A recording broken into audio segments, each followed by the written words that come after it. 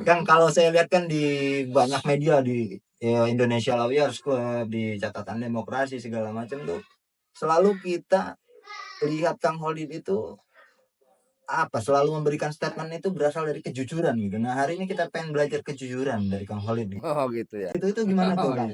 iya. Saya enggak kemarin juga saya sempat ketemu dengan Prof. Patihami. Beliau mengatakan ilmu yang hebat itu di orang Serang Utara itu adalah ilmunya Pangeran Sabranglor. Saya sempat ketemu di Jogja, ada namanya Kang Mas Arya Lor, anaknya Ainun Najib itu. Oh, Cak Nun. Cak Nun itu kan ada Sabranglor atau Sabranglor gitu. Nah, Patiham ini ngomong ke saya, pengen tahu nggak ilmunya Pangeran Sabranglor? Apa kata saya Pak Prof? Namanya jurus jujur wujud. Nah, ingat nih aguan nih. Nah, Aguan nih ya. Boleh kalian raja uang, bertonton duitnya, tapi nggak berlaku buat saya. Raja miskin. oke.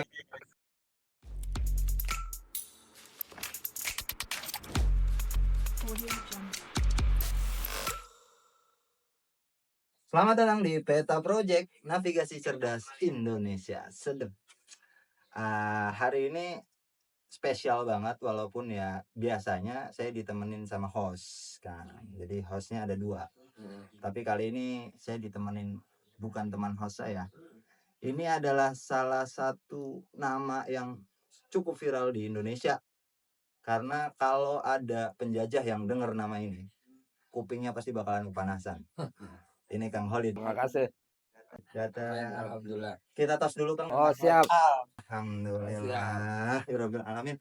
Jadi ternyata Kang Holid ini satu kampung ya sama saya teman-teman. Ya makanya kita sowan ke Kang Holid mumpung di kampung nih. Kalau bicara Kang Holid itu nggak jauh-jauh dari biasanya isu yang paling dekat itu kan pagar laut Kang ya. Iya, iya. Pagar laut. Nah kalau tanya kabar diri Kang Holid kayaknya udah biasa nih. Tanya kabar laut gimana kabarnya Kang? Kalau laut kabarnya baik-baik saja, selama tangan-tangan tak berakal ya nggak merusaknya. Kalau merusak ya nggak baik.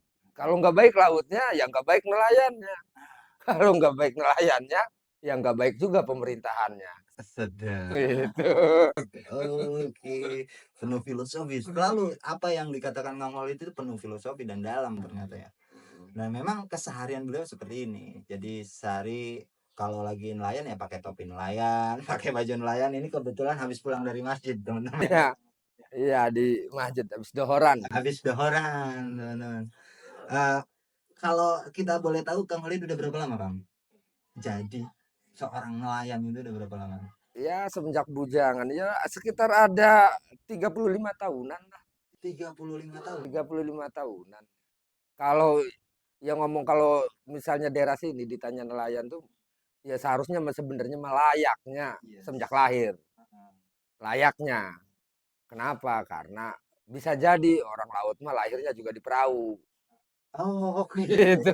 Jadi karena lahirnya di perahu, jadi itu ya langsung jadi nelayan gitu. Karena ukurannya perahu gitu. Kalau misalnya lahirnya di perahu, nah berarti itulah peti matinya sebenarnya. Oke. Ada bahasa gini, laut itu kasur, ya gelombang tuh bantal. Lah kalau perahu ya peti matinya, disitulah cari hidupnya, disitulah peti matinya. Biasanya seperti itu kalau nelayan prinsipnya. Iya. Jadi hidup dan mati ya di laut. Di laut gitu. Nelayan ya. Ibu laut katanya kalau biasa orang laut. Laut itu ibu yang menafkahi terus menerus generasi para nelayan. Bukan hanya para nelayan ya, selama tubuh butuh yang namanya protein. Oke. Dan sedangkan tubuh manusia udah pasti butuh. Butuh, Selalu butuh. selalu butuh. Makanya harus selalu dijaga laut itu. Jangan sampai diserobot orang, dijual gitu kan. Waduh, itu bahaya itu. Dipagerin. Pagerin ya kan, nelayan susah cari ikan. Itu ya marah gitu kan. Kan kalau saya lihat kan di banyak media di Indonesia Lawyers Club, di catatan demokrasi segala macam tuh selalu kita lihat Kang Holid itu selalu memberikan statement itu berasal dari kejujuran gitu. Nah hari ini kita pengen belajar kejujuran dari Kang Holid gitu ya. Salah satu filosofi yang sempat saya nempel banget sampai sekarang tuh ibarat filsafat tentang hidup. Oh gitu ya. Itu gimana itu Kang? Maksudnya hidup itu seperti seseorang apa namanya? Telur ayam Netas. itu gimana tuh, Oh, Kang? iya. Lah ya dulu, enggak kemarin juga saya sempat ketemu dengan Pak Prof. Patihami. Pak Prof. Patihami itu ya orang tua kita di wilayah Pontang. Sempat juga saya artinya ketemu dengan beliau, minta minta pemikiran, minta ininya lah, pituahnya gitu. Dan beliau mengatakan ilmu yang hebat itu di orang Serang Utara itu adalah ilmunya Pangeran Sabranglor. Sabrang loh. Iya, Pangeran Sabranglor. Saya belum tahu itu Pangeran Sabranglor itu siapa sesungguhnya kan. Tapi saya sempat ketemu di Jogja, ada namanya Kang Mas Arya Lor, anaknya Ainun Najib itu. Oh, Cak Nun. Cak Nun itu kan ada Sabranglor atau Sabranglor gitu. Nah, Fatih Ham ini ngomong ke saya, pengen tahu nggak ilmunya Pangeran Sabranglor? Apa kata saya Pak Prof? Namanya jurus jujur wujud. Jujur wujud. Jujur wujud. Artinya saya memahami jujur wujud itu adalah ya kalau untuk berpikir yang benar itu tidak boleh bertentangan dengan sunatullah. Oke. Tidak boleh bertentangan dengan hukum alam. Nah, makanya pemerintah diktator pasti akan bilang bahwa logika itu penjahat. Ya. Karena logika pasti akan ngomong yang benar itu benar, yang salah itu salah. Yang A itu A, yang B itu B. Nah, itu logika tuh. Nah, tidak boleh dijungkir balikan. Yang benar jadi salah, yang salah jadi benar. Nah, mungkin itu bagian dari ilmu jurus jujur wujud.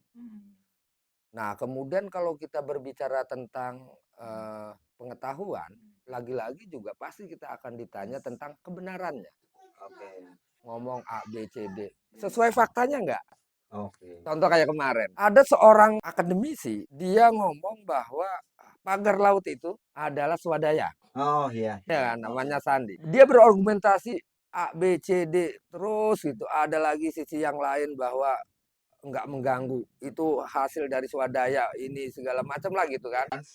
Lah saya pikir mereka ini bahan pengetahuannya apa? Yes. Nah, Setiap orang berpikir tentang pengetahuan ya harus ada bahan-bahan yang menunjang itu. Nah, bahan-bahannya ini benar enggak gitu. Kalau bahan-bahannya benar ya benar pengetahuannya. Itu pun masih dalam proses harus dikaji lagi kebenarannya, diteliti lagi. Nah, baru boleh dikatakan itulah berpikir ilmiah yang benar gitu kan. Terus kemudian ternyata itu juga kan rupanya nggak bisa matahin apa yang saya tahu. yes. Betul. Kalau saya kan ukurannya apa yang terjadi di lapangan gitu kan. Misalnya contoh saya berpikir bahwa ini dolim. Kenapa dolim? Satu, laut dipagari. Kalau laut dipagari berarti nelayan susah untuk mencarikan. Ruang lingkupnya sempit. Dan nggak ada ceritanya hukum di laut itu laut dipagar. Ah, Yang ada itu ayam tuh dipagar, nah, kambing tuh dipagar, itu iya. kerbau tuh biar jangan kemana-mana gitu kan. Lah ya laut mah bingung aja saya malah laut dipagar gitu untuk apa gitu kan. Oh benar berarti apa yang saya katakan di Stereo TV itu benar adanya bahwa ada sekelompok orang baik itu dari apa namanya korporasi pengusaha jahat gitu. Kemudian dia main pat-pat gulipat, kongkong lingkong dengan para pejabat. Dari mulai lurah sampai tingkat BPN, bahkan sampai tingkat menteri. Gitu. Kenapa saya ngomong menteri? Faktanya menteri nggak berani. Itu. Itu lah. Jelas kok. Udah jelas. Udah saya bilang. Aguan udah saya bilang.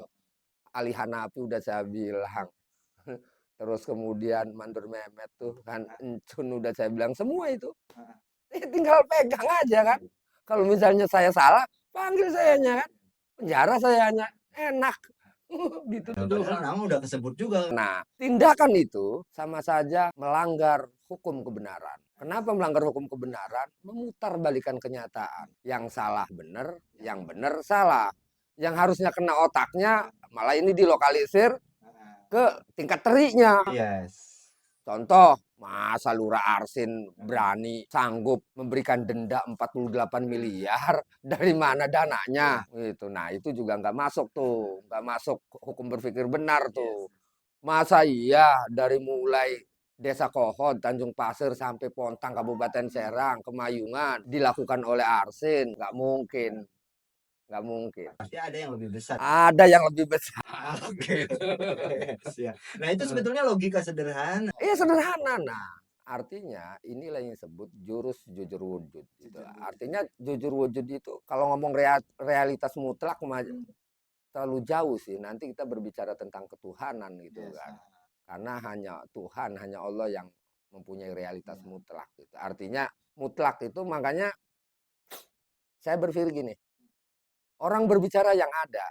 Orang pasti akan berpikir yang ada itu yang teraba, yang terlihat.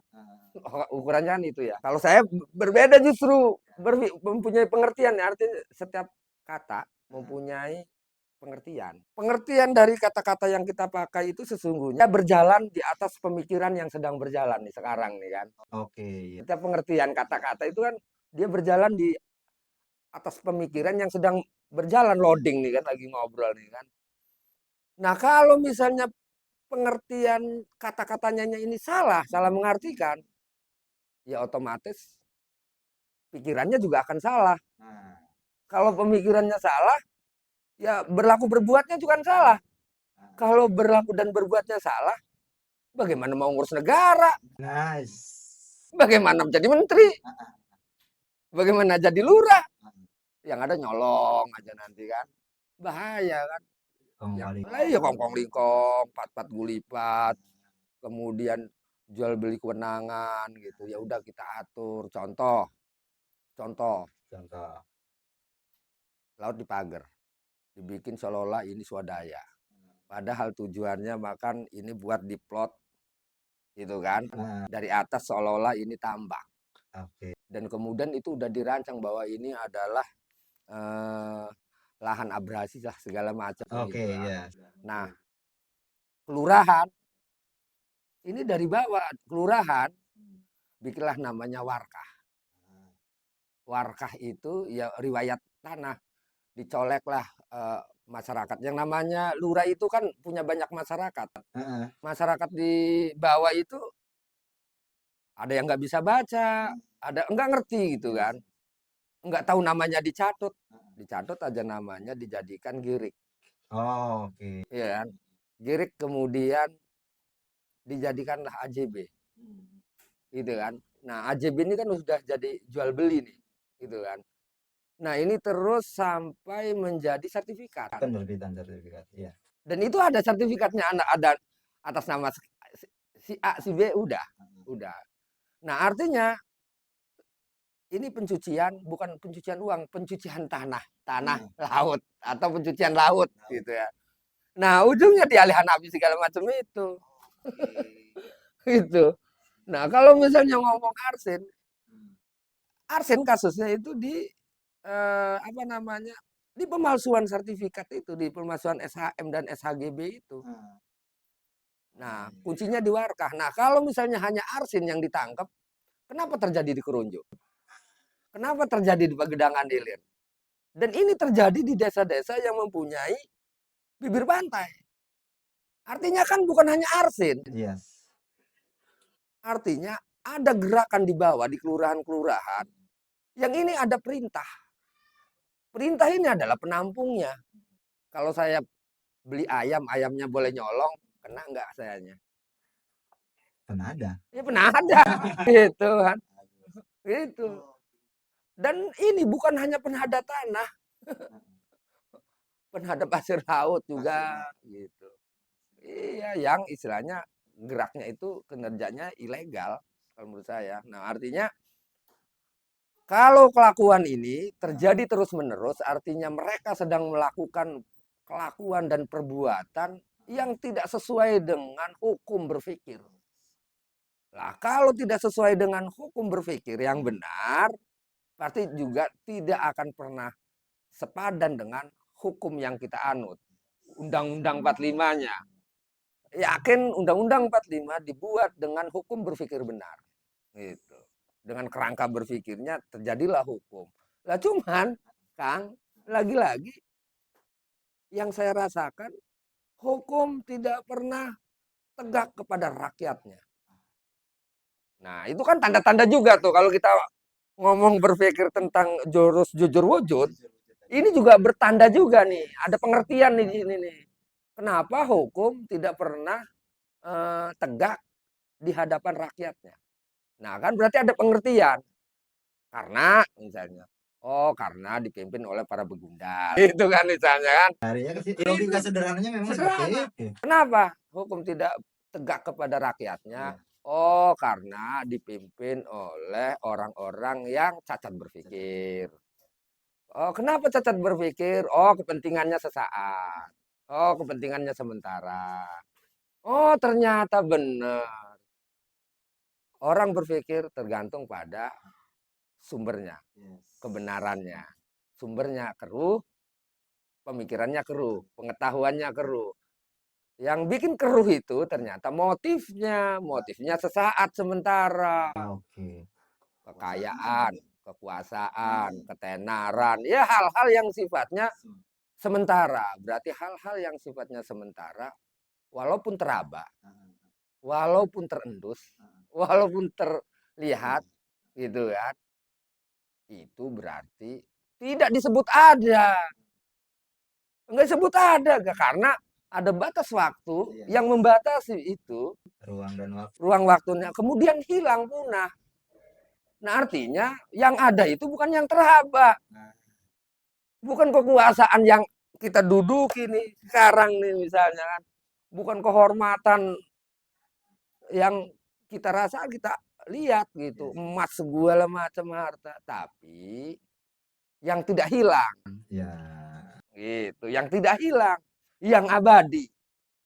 Oh, ternyata yang abadi itu, kalau orang tua dulu bilang takut kalau kata saya ngambil petikan Quran atau hadis, saya malu ya. Takut salah. Saya pesan orang tua dulu. Lid, sesungguhnya sesuatu yang wajib ada itu tidak jauh darimu. Kata saya yang wajib ada. Yang wajib ada. Emang apakah ada yang tidak wajib adanya? Oke. Itu kan. Yes.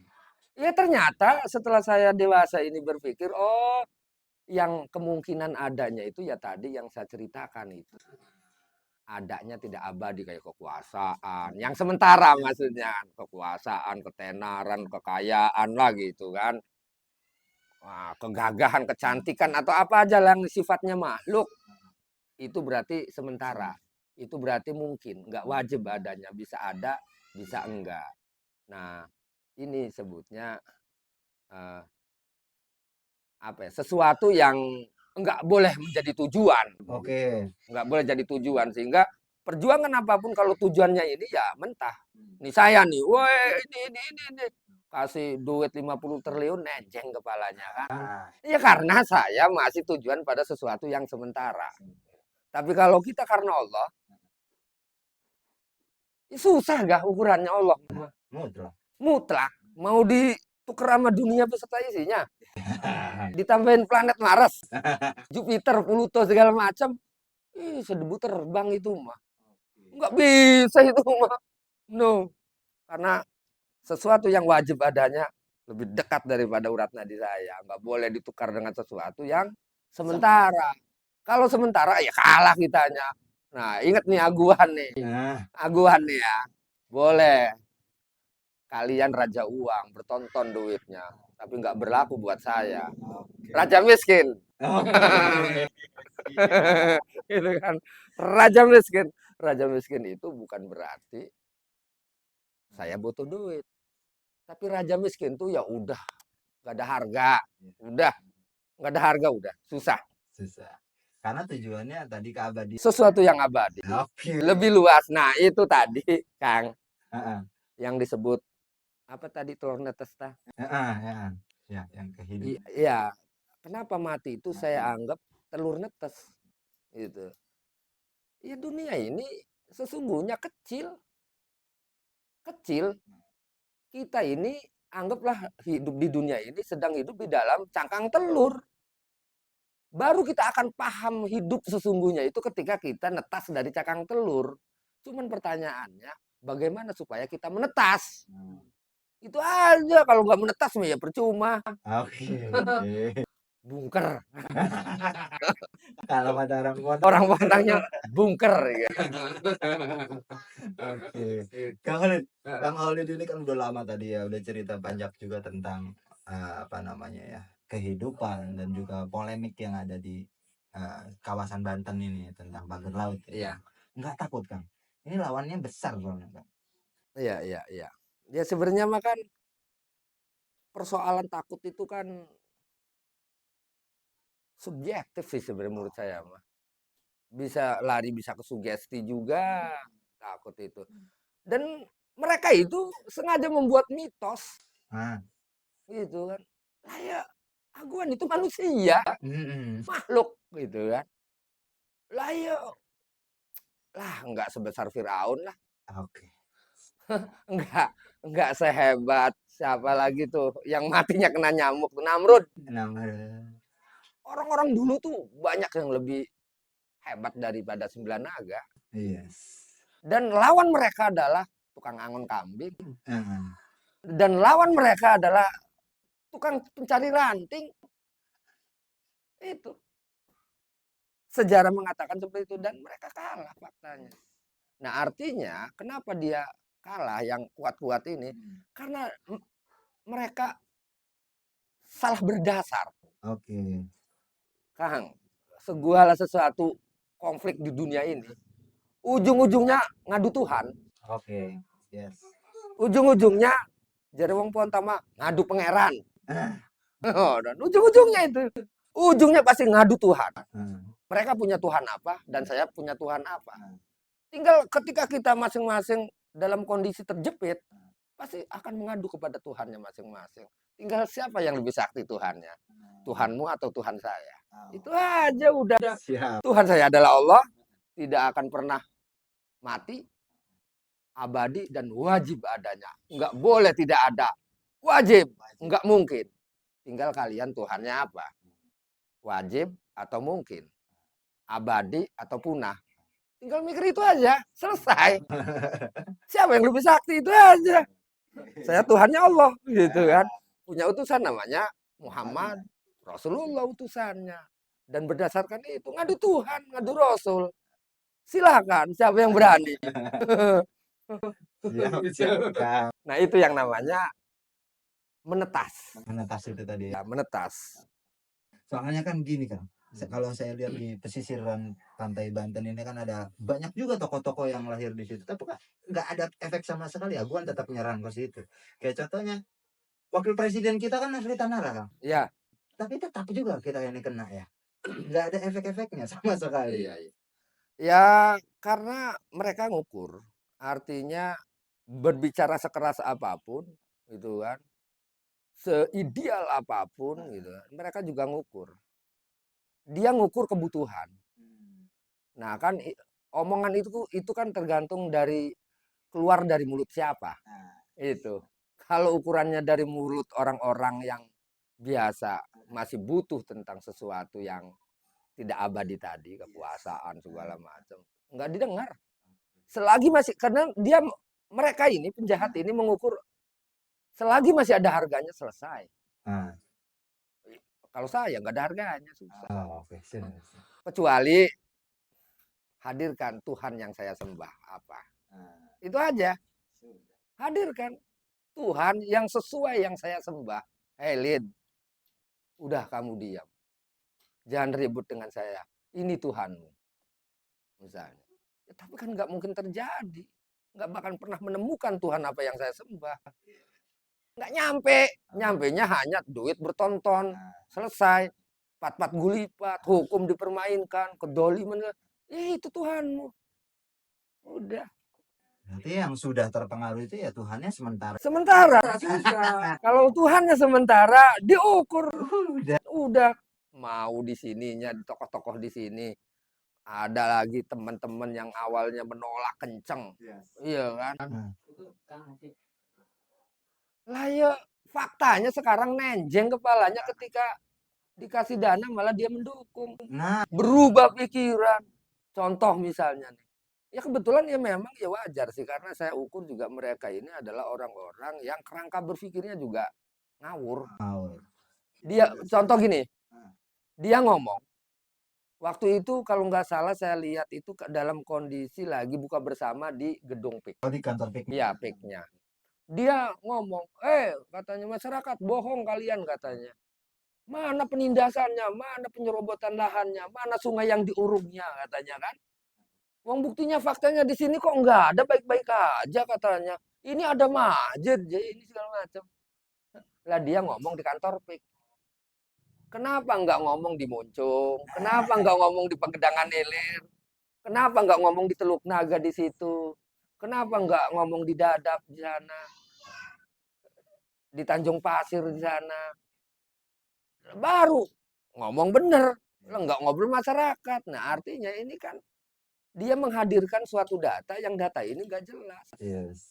Gitu. Itu kan salah berpikir gitu. Betul, betul.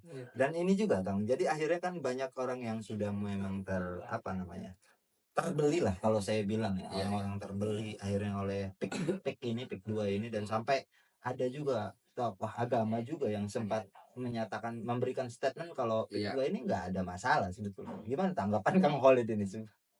Lah ya gini, saya setuju dengan mereka bahwa PIK 2 itu tidak ada masalah gitu kan. Kemudian baik-baik saja gitu kan. Dan menyerap tenaga kerja. Banyak orang bekerja di situ. Sepanjang bertanya atau berdasarkan pemikiran orang-orang yang memang punya keuntungan di situ. Oke. Nggak ada bedanya dengan Tarsin Heeh, heeh. yang ngobrol waktu itu di ILC. Heeh, heeh. Nggak ada bedanya dengan pengacara itu tuh. Pengacaranya Aguan tuh siapa tahu Rofi begitulah. Betul. Terus dengan siwesi lah kalau kita berdasarkan berpikir tolak ukurnya adalah mereka yang punya keuntungan di situ, misalnya kayak lurah ada keuntungan dari transaksi jual beli tanahnya, terus kemudian BPN ada keuntungan dari bagaimana mengajukan warkah ini supaya jadi penerbitan SHGB segala macam. Selama orang ada keuntungan di wilayah itu, maka selamanya dia akan ngomong baik. Baik. Oke. Jangan diukur dia kiai, ustadz, ataupun intelektual, cendekiawan. Jangan diukur itunya. Kita lihat motivasinya, Oke. kepentingannya. Kalau kepentingannya ada keuntungan, Nah, lah ya susah. Baik aja pasti. Oh baik, ini tenaga kerja segala macam, menyerap tenaga kerja segala baik. Cuman yang jadi masalah gini, berdasarkan pertimbangan apa mereka berpikir tentang itu. Udah nggak mempertimbangkan sisi lainnya. oke. Jadi kalau ngomong gini, kalau kita melihat sesuatu itu jangan satu sisi. Harus utuh. Biar kita ketahuan. Baru kita bisa menyimpulkan secara utuh. Misalnya gini.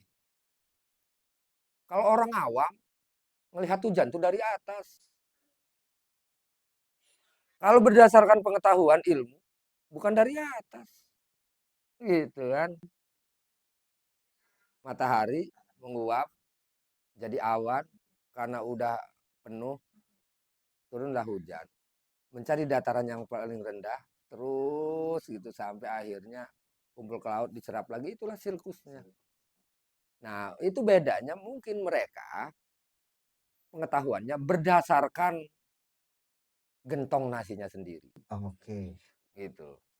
Jadi kalau ada orang yang ngomong bahwa PIK 2 itu banyak manfaat, membuka lapangan kerja, sini mari investasi turun ke sini. Berarti mereka sedang berpikir tentang gentong nasinya sendiri. Dia tidak pernah berpikir tentang bagaimana hubungan muamalahnya, hubungan dengan tetangganya, hubungan dengan teman-temannya, sahabatnya. Bagaimana ada teman-teman sahabatnya yang tambaknya mati gara-gara sungainya diuruk. Kemudian ada sawah yang belum dibayari tapi diuruk, nangis. Dan mereka nggak pernah dengar itu. Yes. Dan orang-orang itu walaupun ngomong saya adalah Tuhanmu ya Allah, Allah nggak pernah ngaku itu. Oke. Karena Allah tidak mengajarkan hal seperti itu. Tidak mengajarkan orang untuk tidak bermuamalah. Oke. Harus bermuamalah. Karena muamalah aplikasi daripada hablum minallah tadi. Gitu. Siap kan. Ini mungkin sebelum masuk segmen terakhir nih, Siap. saya penasaran kan. Ya. Eh, udah berapa pemerintah atau pejabat yang udah mencoba membelokkan Kang Holid? Kayaknya kalau dari pemerintah Heeh, itu belum, oke. belum. Karena mungkin mereka juga ngukur. Mungkin ya nganggapnya saya orang gila kali ya. Nggak mungkin lah. Nggak bakalan pernah berani karena saya tahu mereka bahwa ukuran saya nggak bakalan bisa geser. Heeh, Paling yang ada ancaman, oke. ancaman. Dan ancaman itu juga nggak jelas dari mana datangnya, tapi yang jelas ancaman dari mulai ancaman kasar sampai lembut. Gitu. Nah kemudian ya kadang ada beberapa kawan yang mencoba untuk membelokkan konsentrasi lah gitu, yang larinya ke pekerjaan atau segala. Dan saya tahu pokoknya hari ini mah saya harus berhati-hati, lebih baik saya tidak masak satu hari daripada saya harus menjual idealisme saya. Astaga, harusnya yang punya idealisme seperti Kang Holid ini mahasiswa atau anak muda saat ini, Kang? Harusnya, Harusnya. harusnya. Oke, Kang, terima kasih. Nih kita masuk segmen terakhir, Kang. Ada Siap. segmen PDKT namanya, Kang. Iya, iya. Pertanyaan di luar kontrol nih. Siap, Sesi hiburan aja. siap. Sesi hiburan. PDKT pertama, ini karena Kang Holid ini ya, nelayan ya. Iya. Jadi saya pengen tahu karena Bu Susi kan bilang biar pinter makan ikan. Iya. Ikan favorit Kang Holid apa, Kang?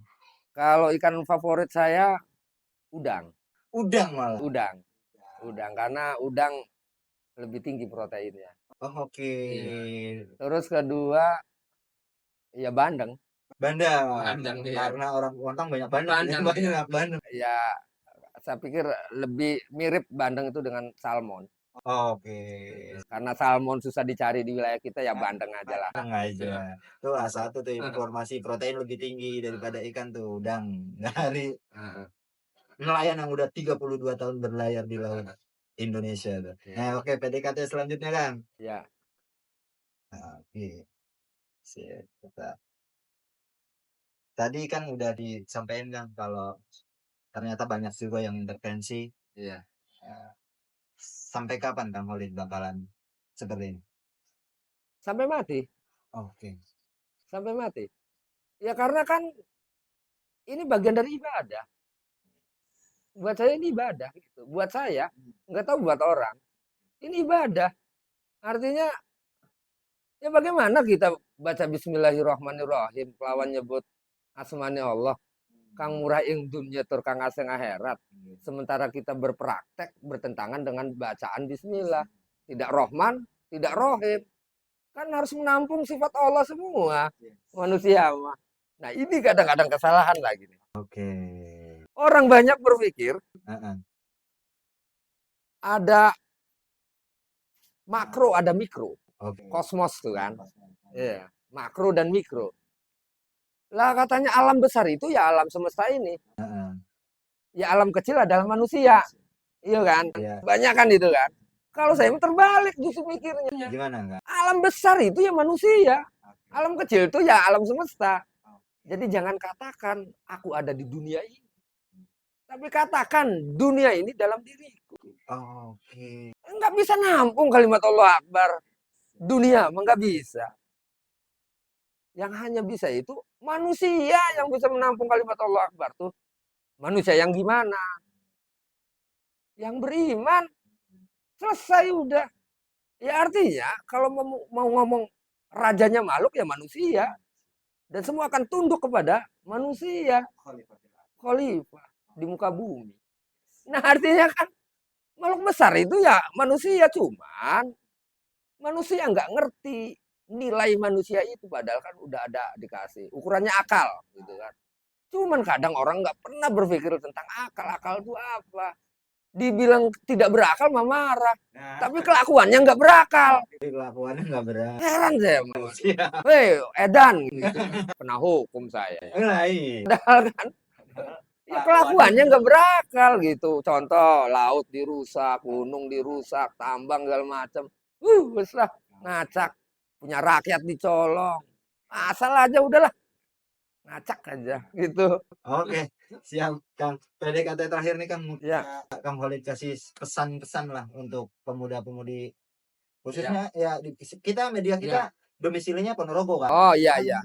Pemuda-pemudi Indonesia aja kan. Karena nama Kang Holid soalnya. Iya. Biasa Jawa aja ya. Ya. Mudah-mudahan ngerti. Yes. Karena untuk para pemuda Ponorogo Yes, ya. gitu kan. Untuk masyarakat Ponorogo ini. Sing lake kuwan anane ning sing nanep. Sing nanep sing nerusaken. Nerusaken apane? Nerusaken sing baike. Sing hake. Aja nerusaken sing bejode. Tidak ada, yang tidak ada tuh bapak-bapak kita dulu, nenek moyang kita tidak ada, udah pada mati. Itu adanya pada kalian yang masih ada saat ini, para pemuda. Pemuda yang neruskan. Saya sebentar lagi mati, yang neruskan anak saya. Dan begitu seterusnya, hak dan batil itu. Selalu berirama seperti kiri dan kanan. Cuman kita tinggal mau memposisikan di mana? Di hak atau di batil. Itu aja. Assalamualaikum warahmatullahi wabarakatuh. Thank you, Kang. Sebelum pamit kita ada oleh-oleh, Kang. Kita sebelum pamit ke Wih lah, oleh-oleh apa wis lah. oleh-oleh. Wis lah. Jadi setiap narasumber atau bintang tamu yang bersedia untuk mampir ke Peta Project secara langsung kita stempel sebagai navigator. Oh iya. Nanti dipakai enggak, Kang? Siap. Oke. Pas nelayan boleh lah. Oh iya, alhamdulillah. Terima kasih, Kang. Kita Amin. tetap lagi, Kang. Amin. Oke, thank you. Sampai jumpa di episode selanjutnya.